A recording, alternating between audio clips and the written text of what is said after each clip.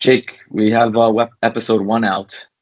Um, How much flack did you get? How many tomatoes, how many eggs, and how many cheers? mostly positive, but I was looking back at some of the viewership and the comments and things like that. So all pretty good. A little bit of self-reflection. We didn't even introduce ourselves. We just went we just went right into it. You just asked the question and you just were like, "What are you working on, Howard? Tell me." And Yeah, but it we says didn't my even name right say on what the we're doing. screen. It says Jake and it says Howard. What more do you need? That's if you're watching it, but what about listeners on Spotify or Apple Podcasts? Like they don't know. They just hear two people talking.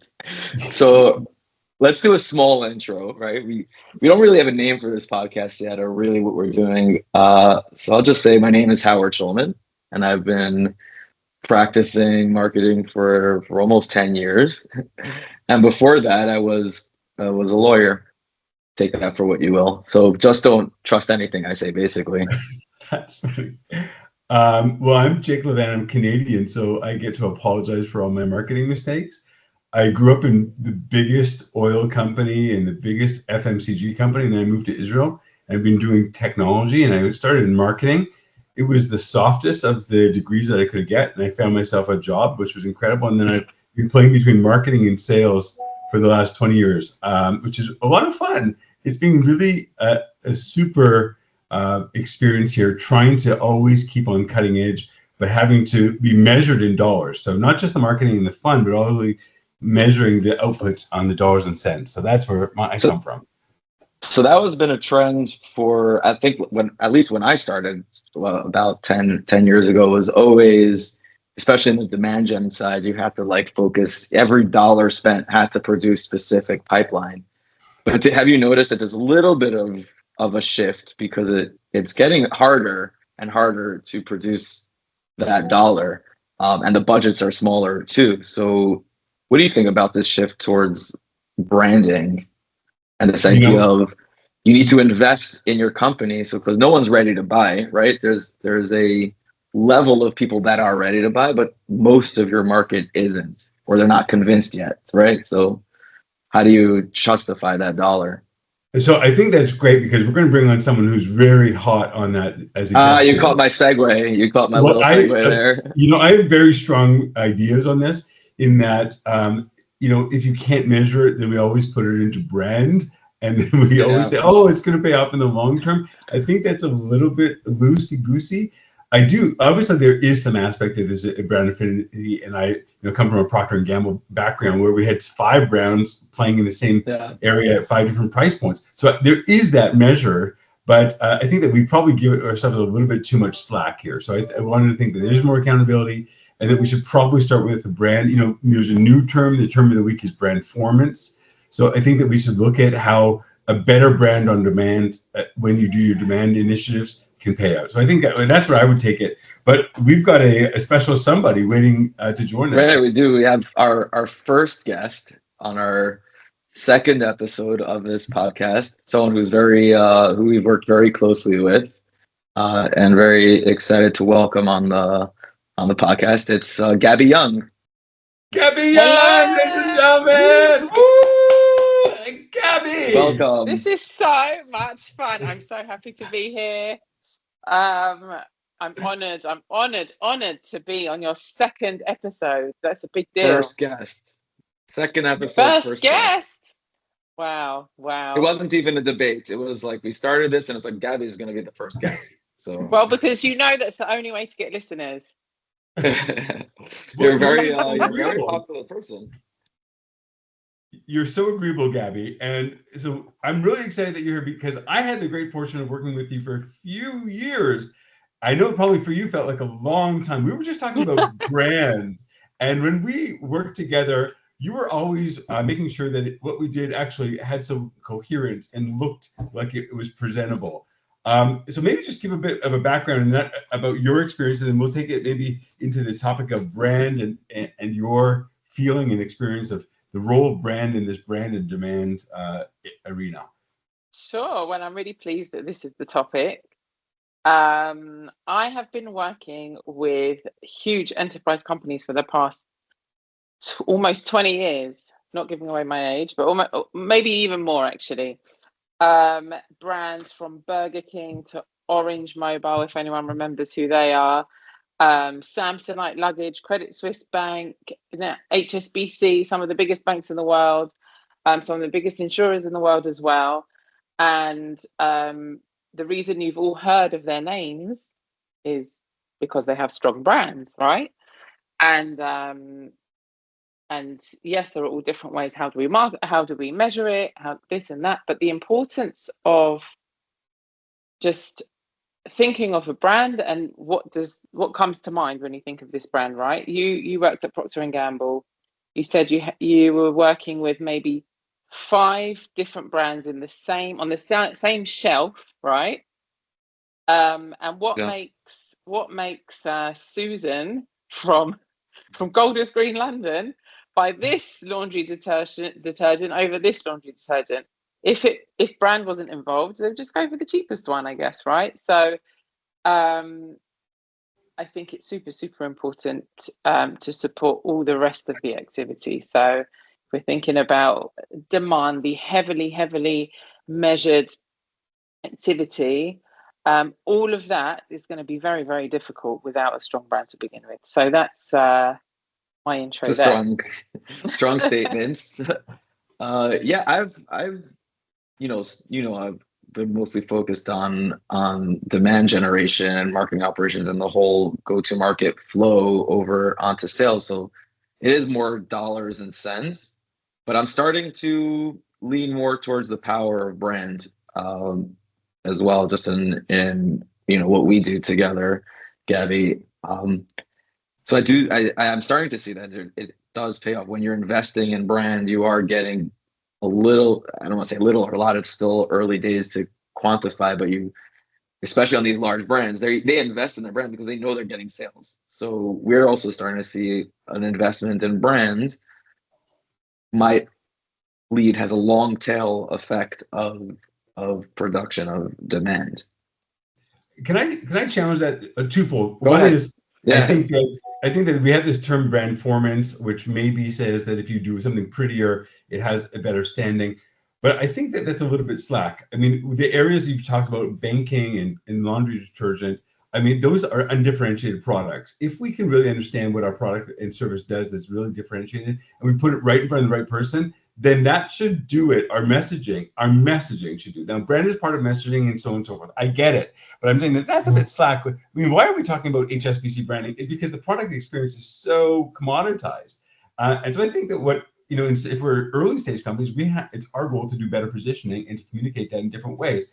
Yes, the color scheme, and yes, those experiences have. I think it's more than that. I think brand is more than than color colors. scheme. Yeah. I'm being harsh. But I'm saying that to have unattributable budget items and say I'm just going to invest in this. I think that that's really lackadaisical. Even at Procter & Gamble, we had endless studies about brand awareness. What does it stand for? So we measured it aggressively. Let's name one brand initiative that you have taken on that you said, you know what, it wasn't so well attributed, but at the end, I know that's impacting my bottom line. Can we find one of those? Well, we can find one of those for sure. I can tell you that I'll talk about actually a different company that I worked at, where when I first started working there, small startup, terrible looking website. I mean, everything looked very amateur, and we were playing in a very competitive area for Amazon sellers. So this is a software for Amazon sellers. Very competitive scene with also kind of similar products. Some of them more expensive, some of them are cheaper. We happened to be on the more expensive side of the scale and had all these algorithms, and it was the AI of 10 years ago or 11 years ago, right? So what our message that we're putting out there didn't match up with what we looked like. So to stand out among all these other cheaper competitors who also had their own little fun things going on, they also had a little bit more tenure in the market. They had better contacts. We really needed to stand out. And so we went through a whole repositioning and rebranding. Obviously cost quite a lot of money. But I can tell you, for the 3 years I worked there, that company was the premium. It was the aspirational brand that all the Amazon sellers wish they could afford. So we kind of went upstream, so we could afford to have less customers paying more, because we just looked the part. Our messaging was the part. The product looked the part, and people just saw the colors, the red and black, and knew what that stood for. And it gave us the ability to position ourselves on the premium end, and to have instant recognition. Whether we measured it in dollars, I can't say we did necessarily, but for sure I was very proud to work there. Whenever I was at a trade show conference, whenever people in the industry asked me where I worked, I was actually very proud to say I worked there, because I knew it was kind of the premium cool kids in the room, that everyone wished that they could afford. So from that perspective, that's just one example. But it doesn't always need to be super expensive. Right. Yeah, but I think that's a great point. What you just said, that's a great item that can really, one move can really reposition the whole company. I think that's, and it's also, you talked about the employee benefit, which was not necessarily what we are thinking about as marketers all the time, but we should take credit for that. I think that is something that you can have some attributable, operational success. I think that's good. I think you can get to a point of attributing it, because like we touched on it. These things are long tail, and so when you position yourself as top of mind for your buyers, when it's time for them to purchase, or when you reach them at a conference, or when you finally met them for that 5th time, or they attended your webinar, or whatever it was, in their mind, because a lot of marketing is psychology. That's also my background academically, is also to look at the psychology and economics, and that's what also kind of led me into marketing.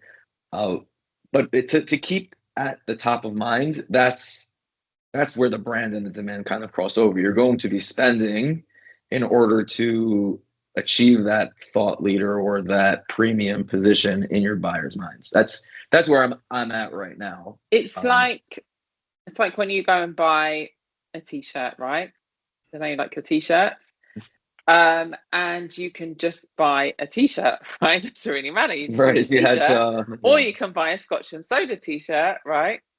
Which, it's probably costing you 4 or 5 times more. I wait for a sale. I don't buy full price. I never pay full price. Okay, you're the wrong person to ask, because you're more on the logical side of mine. But many people are emotional buyers. We have in Lightico, in our own company, we have many of those, right? Yeah.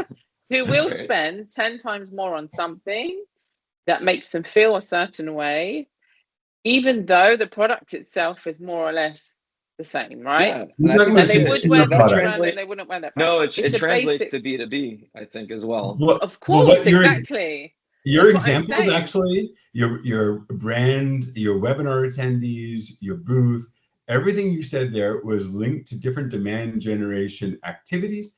Those are demand activities that you did with a pretty paintbrush. What you did brought now into this is that you feel good. And I think that you mixed two worlds here. And I'm not saying that there's none of that. I'm just saying that sometimes we want to put more of the aura and glow that comes from the. Well, let's drill down. Let's drill down on that trade show example. You could attend a trade show with a single board, right, or even a roll up, and have a strong, sales and marketing team drive the conversations forward. Which should be like a requirement, right? Like, they shouldn't have anyone there besides for very talented people at conferences who can drive conversations forward. Or you can have a nice premium position and booth and sponsorship layer that just gives you that boost. So what I've noticed with that specific example is when we've done both, right? So when we have had the big booth and there's an assumption that you're a much bigger company than you are. That there's an assumption that you're more trustworthy, you're bigger, you know what you're doing, they can trust you more. It's yes, the reason I gave examples of demand, how first of all brand and demand is together. So Howard and I are co-pilots, right? We have to work together to make all this magic happen, right? So there's no use for the brand if you're not going to do anything with it. If you're not going to, how is anyone going to see this brand Bring it to market, yeah. if no demand is happening, right? So it's absolutely hand in hand. And for the demand to work at its optimal level, it needs a very, very strong brand behind it. And as we go upstream, so as we're starting selling to enterprise only, right, the brand needs to follow. It needs to look like, okay, this is a serious, innovative company that works with enterprises, works with the biggest banks in the world. And there isn't always the budget to do a big overhaul. There isn't always the time to do this huge overhaul to get there. So there are ways to do like a refresh, right? So you can say, right, we're in this position. In the next 3 months, we've got to look the part. We've got these deals on the table. We've got these deals that we're chasing. We've got to look the part. So with a little bit of smart thinking and the right vendors and the right digging and a good team, you can get there. You can do a little brand refresh that keeps the same language. You don't have to change the logo. You don't have to do a whole crazy a 1 year overhaul that then needs to be changed again a year later. Oh, okay. You don't have to. How many times have I that? didn't say you Yeah. shouldn't. I didn't say you shouldn't. In Just some to be cases, you should. wary. I'm just saying that there are different ways to approach brand, and it can be a huge expense, but a big investment and very, very much worth it.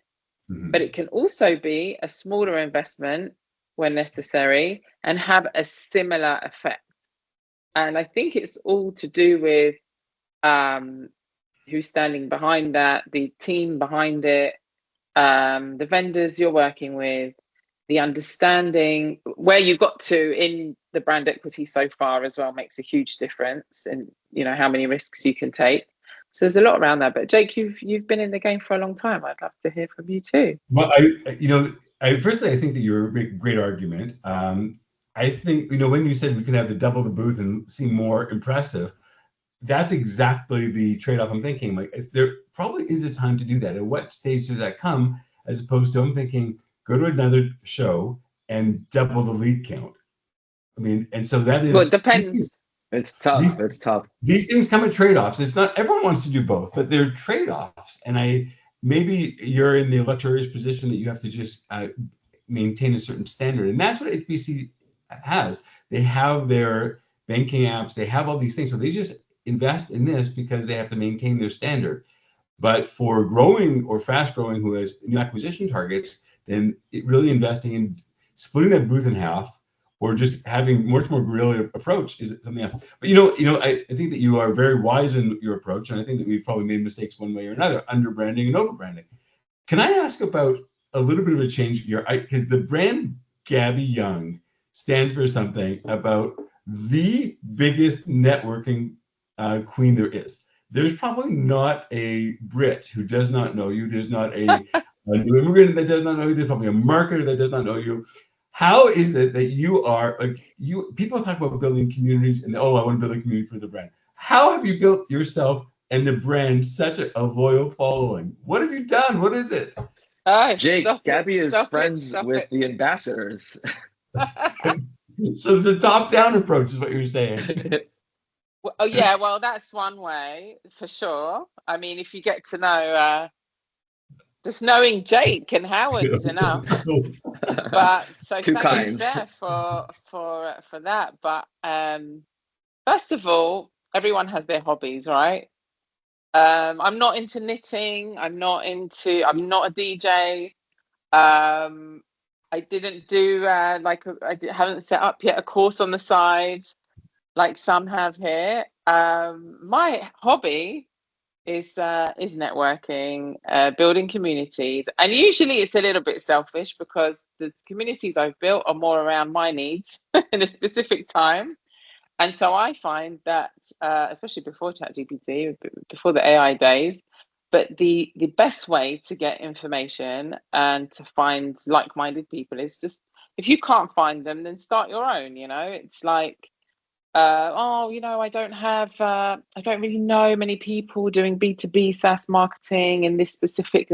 How am I going to find out information? So start your own group. It's not with the intention of building a huge community. Sometimes it's just because you need information. Put it out there. Sometimes it takes off, sometimes it doesn't, which is fine as well. But I think it's all about finding like-minded people in whichever stage of life you're in, stage of career, stage of life. I have personal communities and professional communities, and some are larger than others, and some are not hosted by me, believe it or not. There are other people out there building communities that I'm part of, and you just learn so much from even this conversation right now, right? So I think it's like a give and take. You whenever you meet somebody, you have to look at it from the perspective of, what can I give them?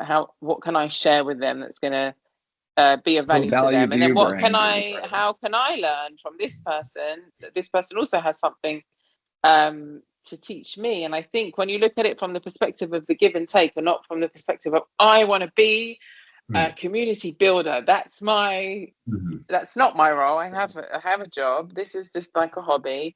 And I've been successful many times, unsuccessful other times, which is also fine. And there are others I'm trying to build now that I just haven't had the time to do. But yeah, it's just really fun. So I'm happy to know that you've heard of me. Correct me if I'm wrong, but I think that's part of how you got into marketing, right? Like you were working. So marketing, or not. Yeah. Tell us how you got into it. Okay, so I think marketing in Israel is very much who you know. But prior to that, I always wanted to work in marketing. I was drawing ads for chocolate bars when I was like 7 years old for fun, right? Because I thought it was fun. Nice. And then I wanted to be in adverts. And then as a teenager, I really enjoyed business studies at school. And then I intentionally went in a marketing direction, which isn't common in marketing. I rarely find others who wanted to do marketing from the get-go. So I've always been interested in it. And I always found the people to say, what should I do? If I want to work in advertising, what do I need to do? And it's obviously putting yourself out there, talking to many people, even at a young age. And that's for any of our young listeners out there. I think talking to as many people as you can, having random coffee with someone who's doing something who's where you want to be, I think that's very valuable. And understanding, okay, these are the steps I need to take to get to where I want to be. And that's what I did. And then when I was an intern in advertising, I was in an advertising agency called Initiative, which was within the Universal McCann Erickson, which some of you may have heard of. I mean, networking was a major. You can be an intern and not talk to anyone and sit at your desk, or you can be an intern and join the smokers and get to know the CEO, become friends with the CEO, go to all the parties, meet all the people, and then they're begging you to work there after you graduate, right? So that's kind of the beginning of the networking. Nice. We know which one you were with. Right. So that's just how to get in. Then built up my career in advertising and then marketing. Then moving to a new country, you got to start again, right? So, so yes, actually, my first role in business development was through people I knew. I told everyone I knew that I was looking for this role and how amazing I am, and these are the things that I'm good at. This is what I want to do. And then I saw this role in. I really wanted to get into high tech and to a SaaS company. And I noticed a friend from my school who I haven't spoken to for years and years and years worked at this company I've been applying for ages, and no one's getting back to me. So I went through her, and that's another example of going through people you know, networking, who you know. And then once I started It's working, this was at interesting. Feedvisor. Yeah, so this was at Feedvisor. And actually the success building a community, the main audience were Amazon sellers, right? So that in itself is a community. So instead of me building that community, is me getting into that community, right? So then it's breaking in. So becomes a I little think bit personal branding. Yeah. it's saying it Go sounds ahead, like Howard. it's such a really underutilized, I think, aspect of whether someone's like looking for a job or in sales. I think people really underutilize their connections. That's what I I'm think that seeing. most of the time, don't be shy, because most of the worst that's going to happen if you reach out to someone you don't really know to ask for a coffee is they'll ignore you or say no, right? That's the Do you worst think case there's a scenario. fear? So put the ego to the side, just go for it. And people ask me, and if I can, I do, you know? I think that you're very right. Actually, I think that the first barrier, I see this all the time. I know a lot of people who are trying to get into a direction. And firstly, the ask is for coffee. I think it's actually a little bit high. A coffee date. Like I don't even go with my wife on a coffee date. I'm like, So I think, yeah, you're right. Probably a Zoom is more for these days. I mean, this was pre-Zoom. Not with your wife. A call. The Zoom call is not for your wife. But you Take your can wife. aim high, right? Right. You can aim high, but if you can show some value, so it's not just you saying, I want to meet you because I want to get a job, and it's not, I really want a job, can you help me? It's not that, right? It's more like I'm a content creator. Let's say a lot of young people today can create content. I'm a content creator. I want to move beyond that. I want to go more into management. I've seen, Howard, I've seen that you are very successful in marketing, SaaS, B2B, and you pivoted from law to marketing, and I'm in a similar position, right? That kind of thing. Yeah. I think if you can have the chat, you're right. Coffee might be a bit of a high ask, but if you can have the chat, then it's worth trying. Now, the coffee, actually, I was referring to, it's a little bit more when you're in the same network. So, for example, another SaaS executive to another SaaS executive, for example, and you have a lot of ideas to share. Sometimes it is fun to have that. It can be in the office, right? I think people are fearful. Like you said, I do put myself out there, and people might ask, hey, are you willing to talk to so-and-so? And I say yes. And then I wait. I don't hear from so-and-so because they might be hesitant to reach out. So it's good to hear from your perspective that it's been so impactful. And I hope that people listening will understand that, like, reach out. It's okay. Maybe not for the coffee, but and if you're young, don't get just your parents to do it. yeah, really. It's a young, old, any age, just put yourself out there. I think that's again, just going back to the B2B go-to market flow. I think with the difficulties and the harder it is to get into inboxes and cold calling and all the traditional prospecting, even at events to stop someone to talk to, you have to put yourself out there, right? Just get in front I think that there's people. something very true about what you just said, Howard, is that people just often people want help, and then it's not well defined. And so they're like, oh, I'm not ready for the phone call. And that is tough. And I think that, someone who, in this instance, I want a job. No one has a job. They want to talk about something specific, content creation, elevating, and how it works for a brand. And that's something much more concrete. Or imagine someone's just out of school. They don't know where they're going. They don't. This is so foreign. So it's very hard to try and make it concrete for a real conversation. We got so heavy there about helping young people. Yeah. Gaby, we want to ask you. You are a magician. You are juggling so many things. You have a lot of things pulling on your time. Tell me something about, as a juggler, what's something that you think that we should all take and say do better, because you have, if I'm not mistaken, 4 children plus a husband that behaves like a child. So you have 5. It's 5 of them. Jake, that's you. Yeah, that's true. No, there must be something secret, like that you have a secret power that when you look at other people, like, you idiot.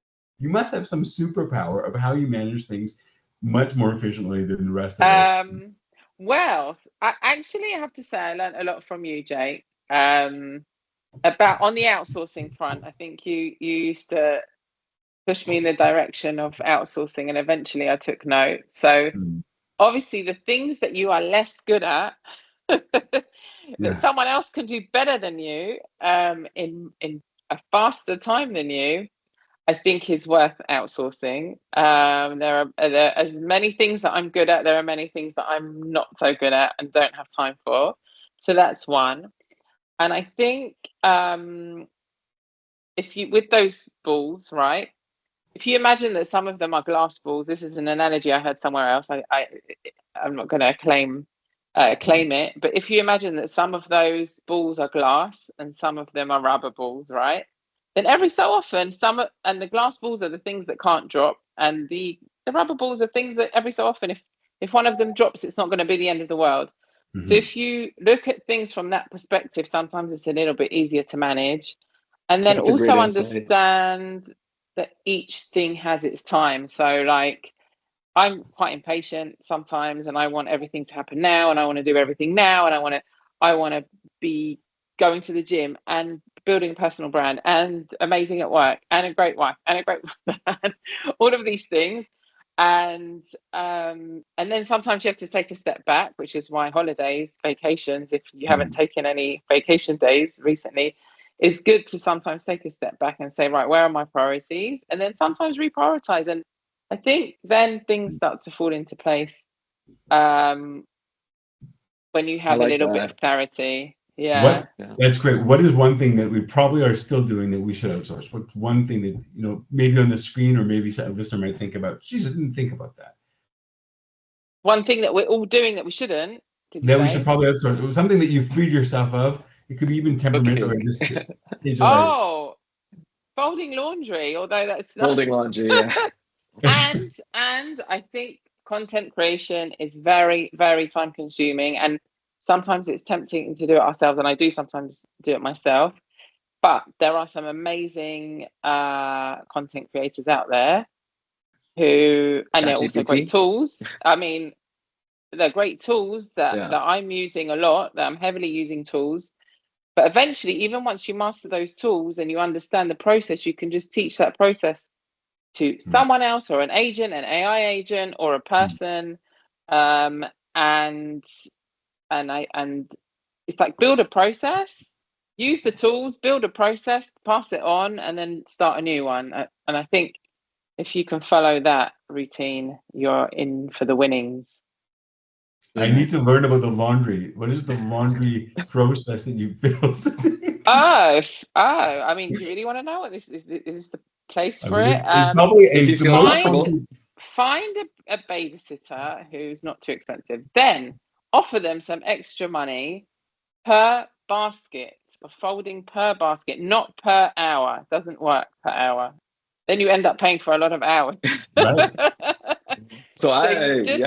And you understand like what's valuable for them and what's valuable for you, and then you purposefully go out with your husband or wife, with your other half, just so the laundry gets folded. I don't know if there's anything else we talked about. That is the most important subject that we've covered today. It's one of these things that can impact our family happiness. So that is excellent. Stress. That's really nice. And it's cheaper than a therapist. Yeah.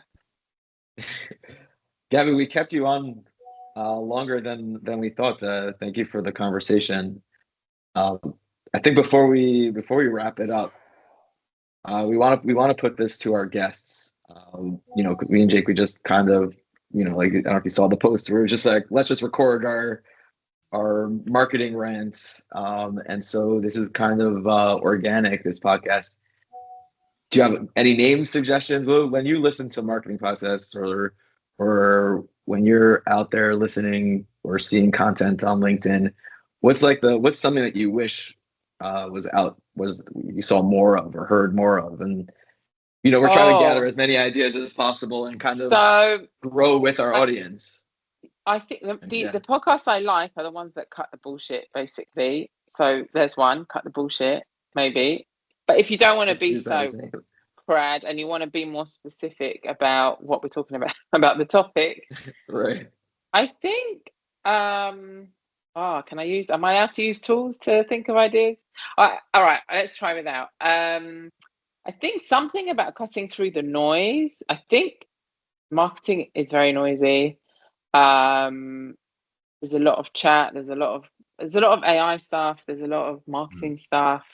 But I think there's something about finding something in the middle that sounds a bit fun, that sounds like you'll cut through. It's not going to be like a professor talking about, oh, actually, Prof G, not bad, but something about cutting through crap, cutting through noise, like that kind of thing. That's fun. Okay. That direction. So I think go in that direction and don't use rude words. All right. Well, I'll mark it down. Jake doesn't want to. I'll put it in our bank. Yeah. I'll put it in Gaby, our bucket. Yeah. What do I get if I win? Well, I would say that you as Everyone's a branding, you're responsible for brand foreman, so you're going to be taking on a new project. So I'll be taking responsibility. Gaby, great to see you. Thanks so much for putting up with us. You too. Thank you for having me. Good luck. Bye. Bye. Bye. Jake, what a great episode. Yeah, so much better than the first one. Yeah, the first one was. I think we need to know everyone's special sauce, and I think that's like. We started with the brand, and we talked a little bit about. I think that the personal aspect, and I think the laundry basket is the most fun. I really. Yeah, that was a good advice. All right, so we don't want to keep our listeners listening too long, so let's just wrap it up, and we'll cut off the clips because most people, yeah. I hope people listen to the whole episode because there's some real nuggets in these things. And let's see, we'll grow, we'll keep growing. Thanks, nice chatting, Jake. Take care. Bye.